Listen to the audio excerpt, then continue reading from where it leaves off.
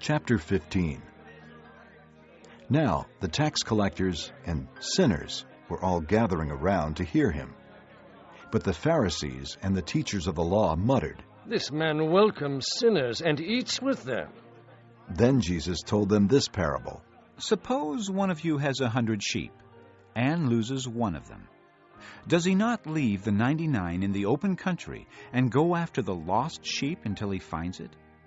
And when he finds it, he joyfully puts it on his shoulders and goes home.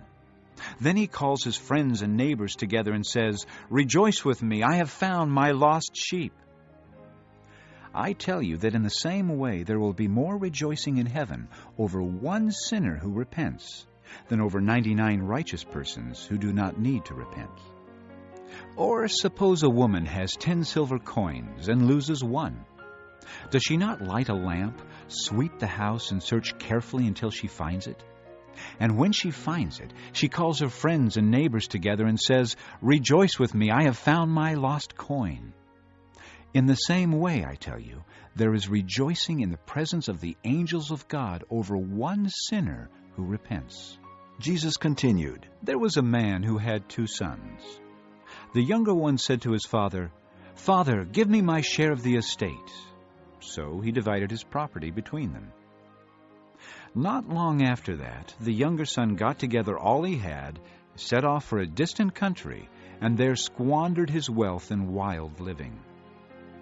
After he had spent everything, there was a severe famine in that whole country, and he began to be in need. So he went and hired himself out to a citizen of that country, who sent him to his fields to feed pigs. He longed to fill his stomach with the pods that the pigs were eating, but no one gave him anything.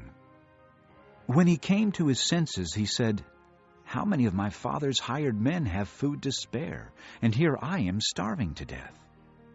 I will set out and go back to my father and say to him, 'Father, I have sinned against heaven and against you.